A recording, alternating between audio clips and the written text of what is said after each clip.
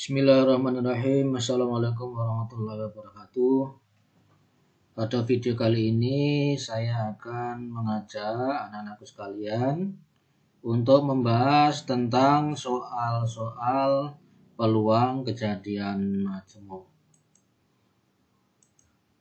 Namun sebelumnya, bagi yang belum subscribe, silakan subscribe karena subscribe itu adalah gratis. Dan saya ucapkan terima kasih kepada yang telah subscribe. Oke, kita mulai untuk soal-soal tentang peluang kejadian majemuk. Untuk soal yang pertama, dua kotak masing-masing berisi 12 jeruk. Setelah diperiksa terdapat 2 jeruk yang busuk pada kotak A dan 1 jeruk yang busuk pada kotak B. Jika dari masing-masing kotak diambil sebuah jeruk, peluang terambilnya sebuah jeruk yang busuk adalah titik-titik. Jadi di sini ini ada 2 buah kotak, misalkan ini kotak A dan kotak B, di mana di dalam kotak A ini terdapat 12 jeruk. Dari 12 itu terdapat 2 jeruk yang busuk, kemudian yang baik berarti ada 10. Kemudian untuk kotak B, karena yang busuk 1 berarti yang jeruk yang baik itu ada 11. Nah, dari masing-masing kotak itu diambil sebuah jeruk. Yang ditanyakan adalah peluang terambilnya sebuah jeruk yang busuk. Jadi bisa jadi yang busuk itu berasal dari kotak A atau bisa juga berasal dari kotak B. Itu artinya peluang terambilnya jeruk busuk dari kotak A, kalau dari kotak A busuk, maka dari kotak B itu berarti baik, karena hanya salah satu yang busuk. Atau bisa jadi kalau atau itu ditambah ya, bisa jadi jeruk dari kotak A itu baik, berarti dari B-nya yang busuk. Nah, dua kejadian ini itu merupakan dua kejadian yang saling bebas karena tidak saling mempengaruhi.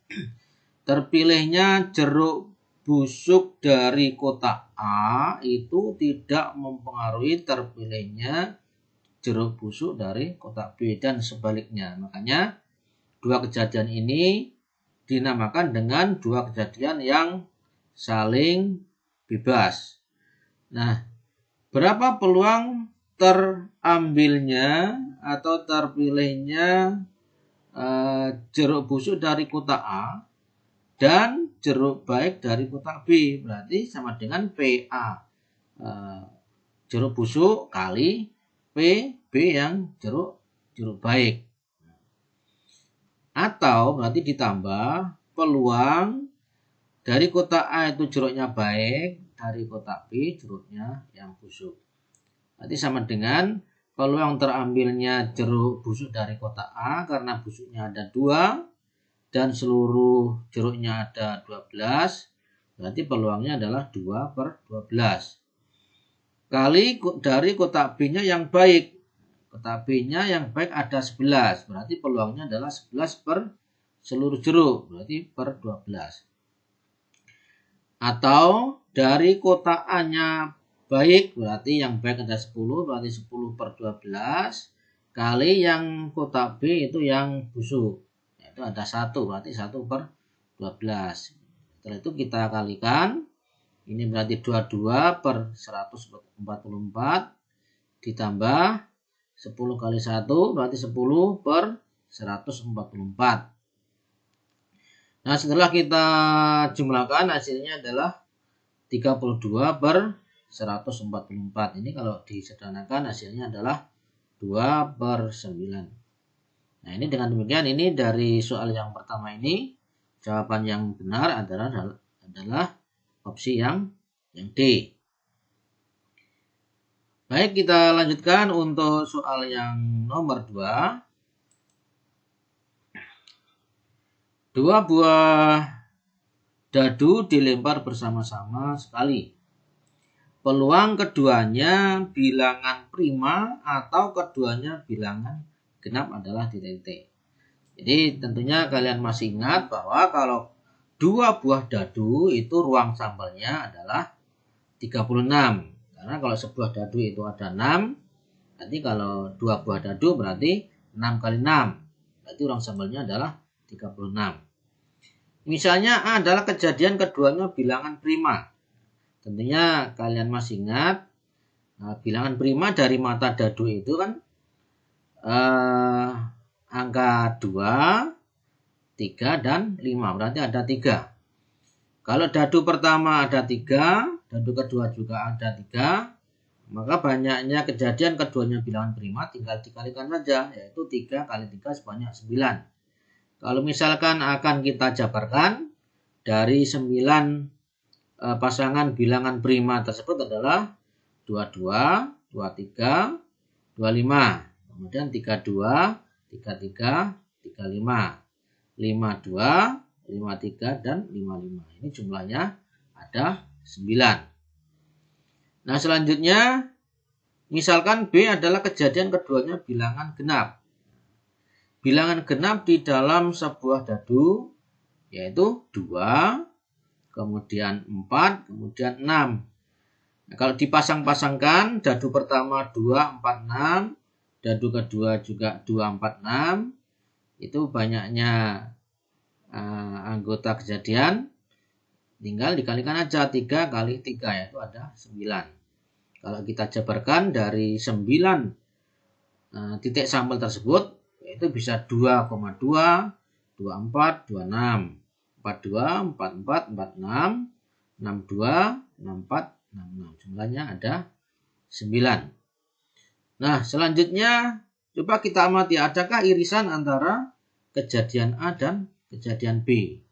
Ternyata ada, yaitu titik sampelnya adalah 2,2. Di sini kejadian A ada 2,2. Kemudian di B juga ada 2,2. Berarti inilah irisannya, irisan A dan B, yaitu 2,2. Itu banyaknya ada 1. Nah, karena ada irisan, maka kedua kejadian ini dikatakan dua kejadian yang tidak saling lepas karena mempunyai irisan.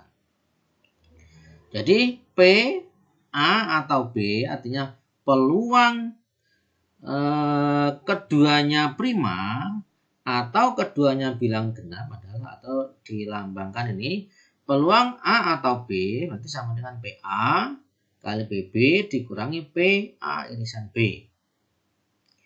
PA-nya adalah tadi banyak 9, berarti 9 per 36. PB-nya juga 9 per 36. Dikurangi irisannya, banyak anggota 1, berarti 1 per 36. Ini kalau disederhanakan, dijumlahkan, itu hasilnya adalah 17 per 36. Dengan demikian, opsi jawaban yang benar adalah yang E. Baik, kita lanjutkan untuk soal yang nomor 3.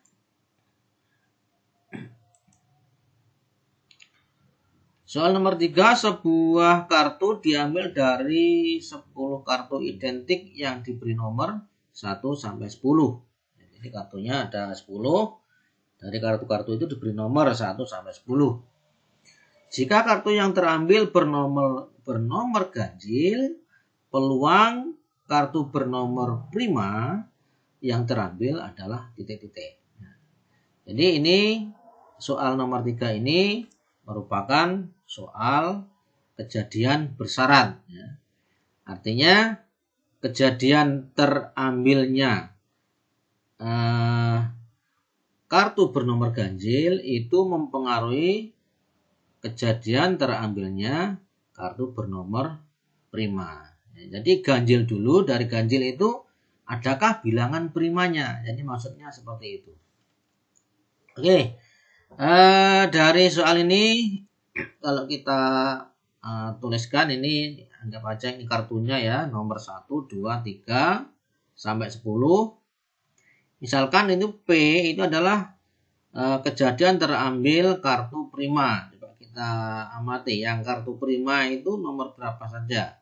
Yaitu 2, kemudian 3, 5, kemudian 7 ya. Jadi ada 2, 3, 5, 7. Banyaknya ada 4 untuk kartu primanya. Kemudian G itu misalnya kejadian terambil kartu ganjil. Kartu ganjilnya dari 10 kartu itu mana saja? Nanti 1, 3, 5, 7, 9 ya. Berarti banyaknya juga ada 5. Banyaknya ada 5. 1, 3, 5, 7, 9 ada 5. Nah, dari kejadian A dan B apakah terdapat irisan?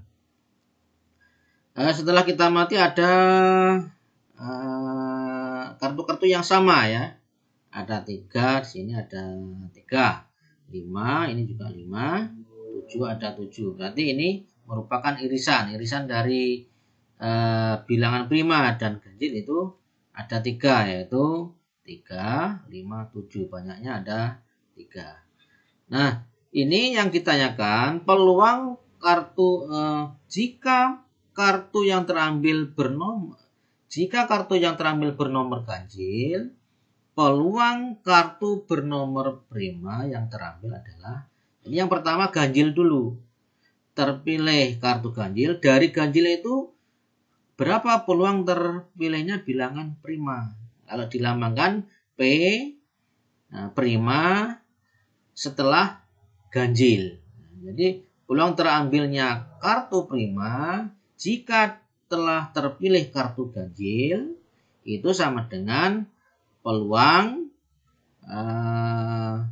terpilih kartu prima irisannya ya, kartu prima dan ganjil dibagi dengan peluang terpilihnya kartu ganjil.